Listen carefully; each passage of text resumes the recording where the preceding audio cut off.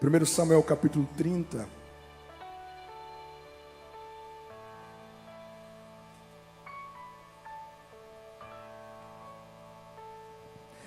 Eu vou ler o texto, porque o texto ele já narra toda a história, e eu só vou fazer as intervenções bem rápidas em algumas lições aqui.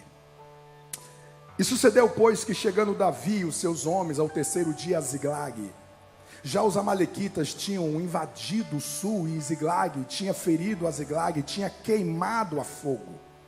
E tinham levado cativo as mulheres e todos os que estavam nela, tanto pequenos como grandes. A ninguém, porém, mataram, tão somente os levaram consigo e foram o seu caminho. E Davi e os seus homens chegaram à cidade, e eis que estava queimada a fogo, e as suas mulheres, seus filhos e suas filhas tinham sido levados cativos. Então Davi e o povo que se achava com ele alçavam a sua voz e choraram, até que neles não houve mais forças para chorar. Também as duas mulheres de Davi foram levadas cativas, Ainoã, Abigail, a mulher de Nebal, o carmelita. E Davi muito se angustiou, porque o povo falava de apedrejá-lo, porque a alma do povo estava em amargura, cada um por causa dos seus filhos e das suas filhas. Todavia Davi se fortaleceu no Senhor teu Deus. E disse Davi a Abiatar o sacerdote, filho de Aimeleque: traze-me, peço-te aqui o éfode. E Abiatar trouxe o éfode a Davi. Então consultou Davi ao Senhor, dizendo: perseguirei eu esta tropa, alcançá-la-ei? E ele lhe disse: persegue-a, porque de certo a alcançarás e tudo libertarás. Partiu, pois, Davi e ele, os seus 600 homens que com ele se achavam, e chegaram ao ribeiro de Besor, onde pararam os que ficaram para trás. E perseguiu-os Davi e os 400 homens, pois que 200 homens ficaram por não poderem, de cansados que estavam, passar o ribeiro de Besor. E acharam no campo um homem egípcio, e trouxeram a Davi, deram-lhe pão e comeu, e deram-lhe a beber água. E deram-lhe também um pedaço de massa de figos secos, e 2 cachos de passas, e comeu. E voltou-lhe o espírito, porque havia 3 dias e 3 noites que não tinha comido pão e nem bebido água. Então Davi lhe disse: de quem és tu? E de onde és? E disse o moço egípcio: eu sou servo de um homem amalequita, e ao meu senhor me deixou porque adoecia 3 dias. Nós invadimos o lado do sul dos Queretitas, e ao lado de Judá, e ao lado sul de Caleb, e pusemos fogo a Ziglag. E disse-lhe Davi: poderias descendo guiar-me a esta tropa? E ele disse: por Deus, jura-me que não me matarás, e nem me entregarás na mão do meu senhor, e descendo te guiarei a essa tropa. E descendo o guiou, e eis que estavam espalhados sobre a face de toda a terra, comendo e bebendo e dançando, porque todo aquele grande espojo que tomara. E feriu-os Davi, desde o crepúsculo até a tarde do dia seguinte, nenhum deles escapou, senão 400 moços que montados sobre o camelos fugiram. Assim Davi, tudo quanto tomaram os amalequitas, também as suas 2 mulheres, salvou Davi. Você pode dizer amém? Pode se assentar. Louvado seja o nome do Senhor.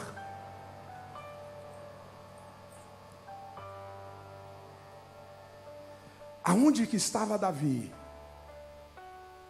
quando Ziglag foi sitiada? Aonde estava Davi quando os amalequitas invadiram Ziglag? O capítulo 29 vai nos dizer que Davi estava em Aques, e ele estava entre os filisteus, e Davi estava se preparando juntamente com seus homens, aliando-se aos filisteus para guerrear contra Israel. É como se fosse uma loucura diante dos nossos olhos. Mas Davi, você é o primeiro dos filisteus? O que você está fazendo entre os filisteus para guerrear contra o seu país, para guerrear contra o seu povo? Aqui foi uma das quedas de Davi na sua jornada quanto homem. O que estava dentro do coração de Davi? A Bíblia não fala, mas talvez ódio, vingança. Eu vou dar o troco a Saul agora. Sou inocente, mas estou sendo perseguido há tantos anos por este homem. O que estava no coração de Davi? A Bíblia não relata, mas muitos sentimentos terríveis estavam lá, de maneira que o fez aliar contra os inimigos de Israel. Resumindo, Davi estava fora do seu lugar. Todas as vezes que você está fora do seu lugar, você fragiliza a sua casa. Todas as vezes que você está fora do seu propósito, você fragiliza o futuro dos seus filhos. Todas as vezes que você investe aquilo que Deus te chamou para fazer, mas você ignora. Você ouve relatos como aqui, você, não, isso aqui não é para mim, eu vou seguir a minha vida. Você está fora do seu lugar. E quando você está fora do seu lugar, o diabo vai tendo vantagem sobre a sua casa. Eu olho para a minha vida hoje, com os meus bem vividos 25 anos e um pouco mais. Eu olho para trás e pergunto: qual é o segredo da minha vida? Porque o meu pai, ele nunca pastoreou. Nunca pastoreou. Mas eu vejo que hoje eu colho na minha vida, no meu ministério, eu colho uma semeadura que o meu pai ousadamente se rendeu a Deus. Quando nós morávamos no Espírito Santo, meu pai tinha 2 casas próprias, bem empregado. Vivíamos bem. Uma das casas próxima à praia. Deus fala para o meu pai: eu tenho uma obra com você e a sua casa no estado de Rondônia. O meu pai vende tudo. Ele vendeu as casas, colocou vasilha dentro de caixa, colocou roupas dentro de caixa, e fomos para Rondônia, um lugar que nós nunca nos tínhamos ido. Os meus tios chamaram meu pai de louco. Rude, o Luiz está doido. Vocês vão fazer o que em Rondônia? Dizem que as onças andam na rua lá. Mas o meu pai tinha muita convicção que era Deus que estava o chamando, e ele obedeceu. 7 anos vivemos em Rondônia. Deus fala para o meu pai: o tempo aqui acabou, eu tenho uma outra obra com você. E a gente vai para Brasilândia, Mato Grosso do Sul. 2 anos depois, Deus leva o meu pai para a cidade de Anápolis. E alguém dizia: ah, o irmão Luiz parece cigano. Não para em lugar nenhum. Esses meninos vão se perder, irmão Luiz. Mas o meu pai nunca saiu do seu posto. Ele nunca deu um passo. Eu vejo as pessoas mudando de cidade, mudando de país, mudando de igreja. E elas vão mudando a partir de necessidades e não de revelação. Eu olho hoje para trás e vejo, se o meu pai não tivesse se rendido ao propósito, eu não estaria aqui. Eu não estaria aqui.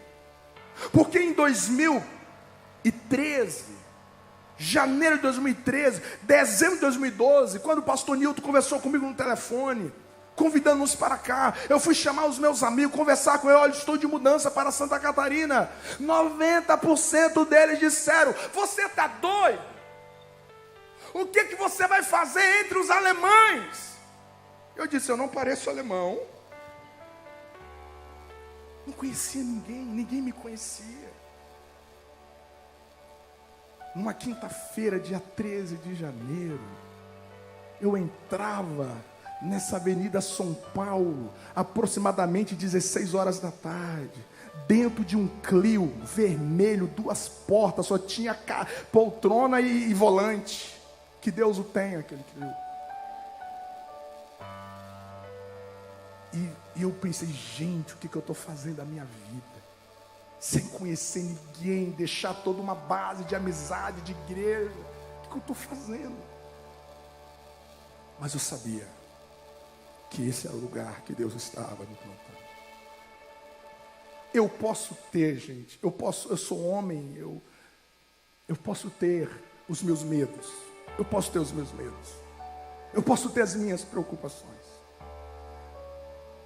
Mas eu te falo assim diante de Deus. Se tem uma paz que eu carrego no meu coração,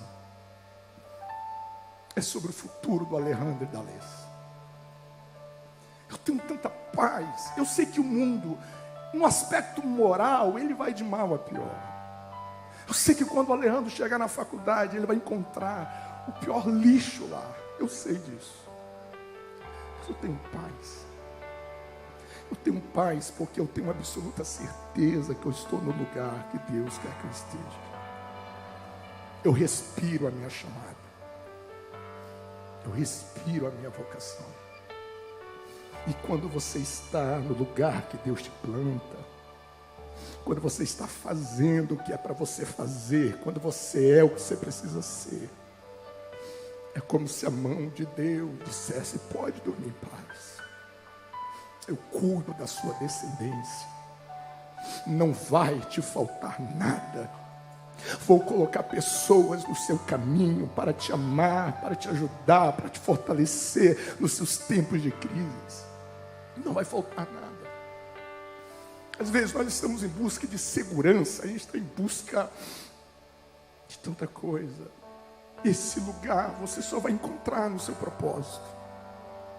Você só vai encontrar no seu chamado. E quando Davi saiu do seu lugar, ele fragilizou a sua casa e todos aqueles que estavam à sua volta. Eu vou terminar agora. Eu quero que você faça uma aliança com o seu coração.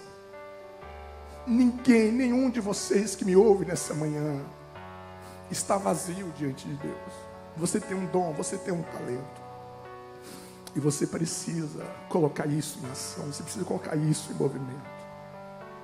Em nome de Jesus. Por amor à sua alma, por amor à sua casa, à sua família. Deixa as suas digitais envidas nessa cidade.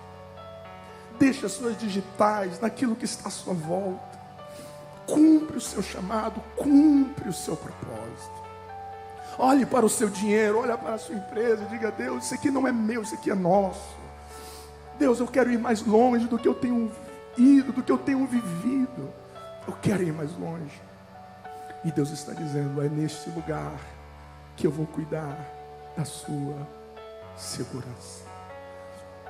É ali que eu vou suprir as suas necessidades. Você vive em uma igreja que ela não é perfeita. Todos nós estamos em processo de santificação. Algumas coisas podem acontecer nessa igreja que você não concorda. Eu sei disso. Mas não assenta nos nossos bancos, não seja indiferente o que nós estamos esforçando para ser como igreja. Os nossos encontros, os nossos departamentos, você no seu trabalho, as ferramentas que Deus tem te dado.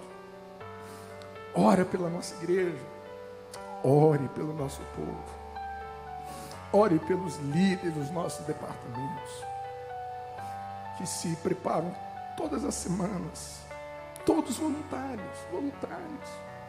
Se nós temos pessoas de atividades que servem no departamento infantil, que você não acredita, a identidade dessas pessoas, elas são ocultadas, mas você não faz ideia de pessoas que têm uma grande credencial nessa cidade.